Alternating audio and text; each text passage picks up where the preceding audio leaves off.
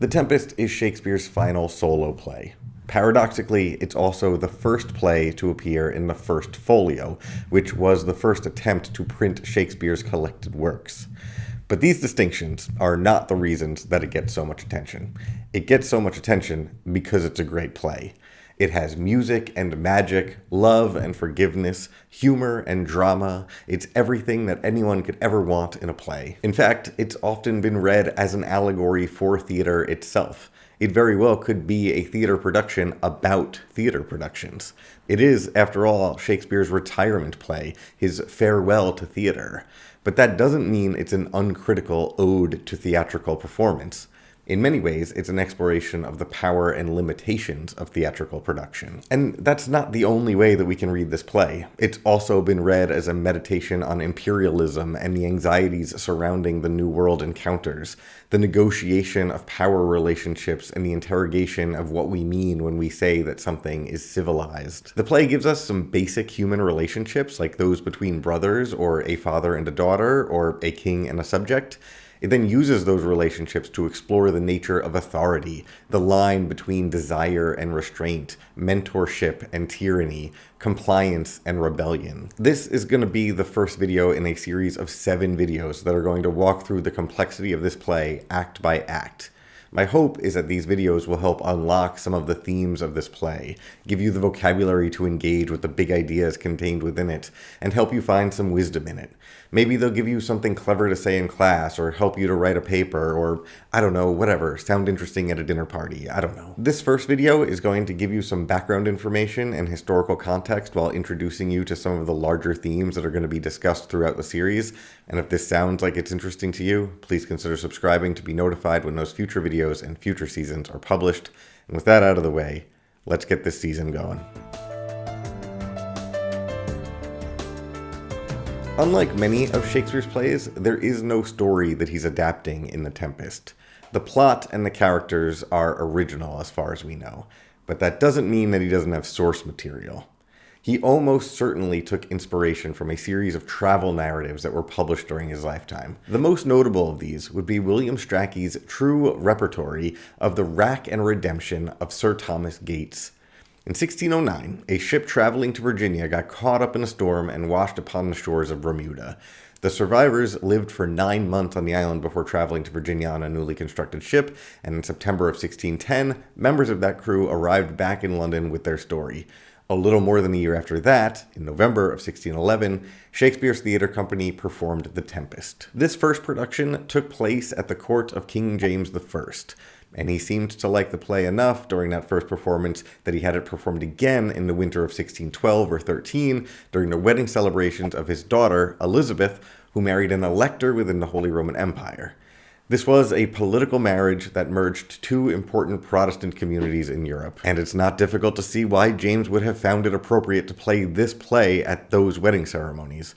The Tempest includes a marriage between 2 political regions in Italy, and that marriage is overseen by a ruler who is really into books and interested in magic. This basically describes James. He was super into magic, and during his daughter's wedding, he could possibly imagine himself as a sort of Prospero, overseeing a political union that he arranged. As you read, you might find it interesting to keep that context in mind. The play itself has 5 acts divided into 9 scenes, and the structure of this play is worth noting. The first scene takes place on a ship, with the crew of the ship featuring prominently. That crew and that ship won't appear again until the final scene, scene 9. In the second scene, Miranda meets Ferdinand and wants to be with him, but that desire won't be approved by her father until the second to last scene. See what's happening here? There's a symmetry to the structure. The action of the first scenes has a reflection in the corresponding final scenes. And this pattern is going to continue throughout the play. Sebastian and Antonio will plot together in scenes 3 and 7. Stefano and Trinculo will have their drunken adventures in scene 4 and 6. And in that middle scene, scene 5, the 2 central lovebirds promise themselves to each other. This type of organization is sometimes called chiastic structure. The plot sort of feels like you're traveling through the center of a sphere. Maybe you've seen this before when you're reading Cloud Atlas or listening to Kendrick Lamar's album, Damn. My point is, if I have a point at all, that this play has a very thoughtful organization. In the first half of the play, people are separated. In the second half of the play, they're brought back together. At the center of this is the love between two young people. By the last act, everything that was lost in the first act will be restored. It's a comedy. I mean, yeah, it's a comedy. It's certainly characterized as such in the first folio, but many people do like to characterize it, along with Shakespeare's other final plays, as a romance. And these, quote, romance plays distinguish themselves by including magical elements, but with darker themes. The Tempest, for example, has a magician as its protagonist, with many of the acts ending in a spectacular bit of magic. And it also has some darker themes: exile, slavery, shipwrecks, usurpations, and murder conspiracies. The magical interventions allow for happy endings to emerge out of these otherwise tragic plot lines. And another notable element of the romance genre is forgiveness.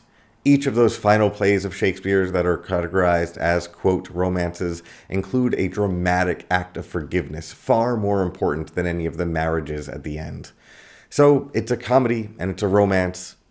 Do what you will with that. Okay, so as we read, we're going to focus on a specific topic for each act. In the next video, the video about Act 1, we're going to focus our attention on how the play characterizes the nature of authority. Dukes have authority over subjects. Fathers have authority over daughters. Teachers have authority over students. Masters have authority over slaves. And we go on. This play is going to provide us with a bunch of examples of all those kinds of relationships, and finding a pattern for legitimate authority in this play is far more difficult than you might think at first. When we read the second act, we're going to focus on ambition. The Tempest has a series of characters who want to usurp power from another character, and this requires a fair dose of ambition. So when we read Act 2, we're going to put that at the center of our discussion. In the third act, our focus is going to be on labor. Prospero manages the labor of Ariel and Caliban. Ferdinand will labor for his love of Miranda. Stefano and Trinculo are both members of the working class. So when we read Act 3, we're going to focus on the relationships that bind workers to their labor and to their managers. In other words, we're going to do a bit of a Marxist reading of the play through Act 3. When we read Act 4, we're going to focus on the commitments that these characters have. Like, how committed to revenge is Prospero, and how committed to his magic. Act 4 also includes an engagement party for the young lovers who commit themselves to their future. And when we read the final act, Act 5, we will focus on the play's representation of forgiveness. Many characters will be in need of forgiveness in this play. Some of them will ask for it, and some of them won't, but it will be extended to everybody. In the final video in this series, we will try to figure out what forgiveness means in the play. This series will conclude with one final video that will cover the different ways that this play has been read and interpreted by different communities, and hopefully provide an adequate introduction to post-colonial theory and post-colonial readings of The Tempest. Please subscribe to be notified when those videos are published and in the coming days. Thank you for watching.